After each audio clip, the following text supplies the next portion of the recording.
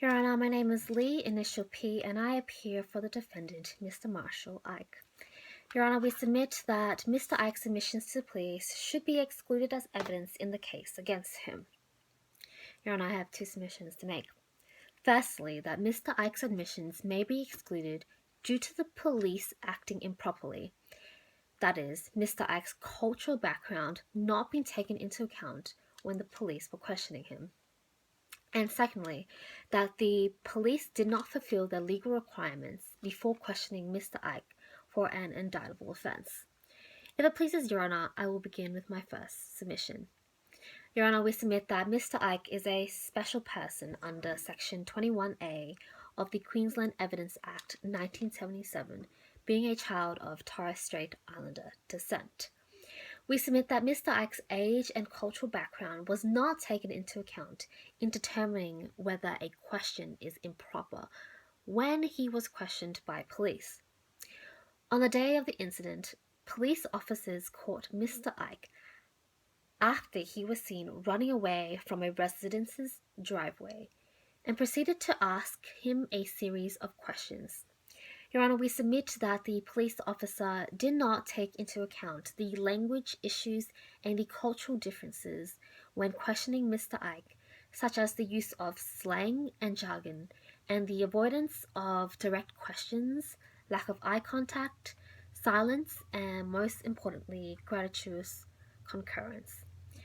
Gratuitous concurrence occurs when an Aboriginal or Torres Strait Islander person, such as Mr. Ike, agrees with a white person based on a cultural reluctance to displease because of cultural difference, rather than because they actually agree.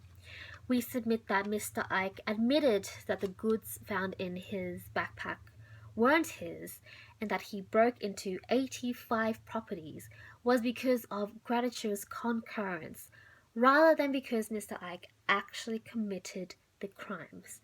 We submit that the admissions was obtained from Mr. Ike by a police officer acting improperly and should be excluded. I will now move on to my second and final submission. Applying Section 418, 420, and 421 of the Police Powers and Responsibilities Act 2010, police must inform Mr. Ike that he may telephone or speak to a friend, relative, and or a lawyer. Inform Mr. Ike that a representative of a legal aid organization would be notified, and allow Mr. Ike to speak to a support person chosen by Mr. Ike before questioning starts. Your Honor, we submit that Mr. Ike was not informed of his rights under Section 418.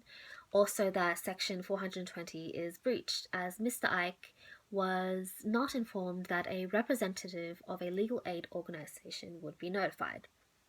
Your Honor, Mr. Ike was only told by a police officer that a social worker would be his support person and that she would sit with him during the interview.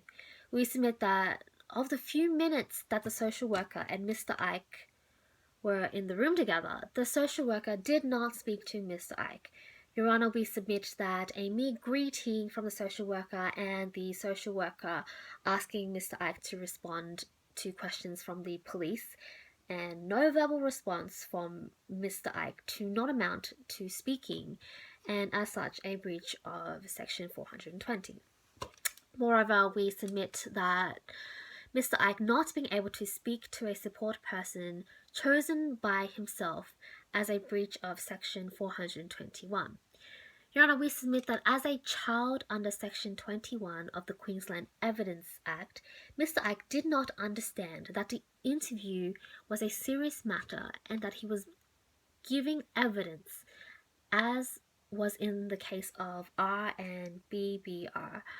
Without a parent or a guardian or a support person of Mr. Ike's choosing, when the interview took place, we submit that the recorded interview should be excluded by public policy discretion because the police did not comply with their legal obligation, as in the case of Bunning and Cross. We submit that allowing the recorded interview to be admitted into evidence would be prejudicial rather than probative. Your Honour, that concludes my submissions.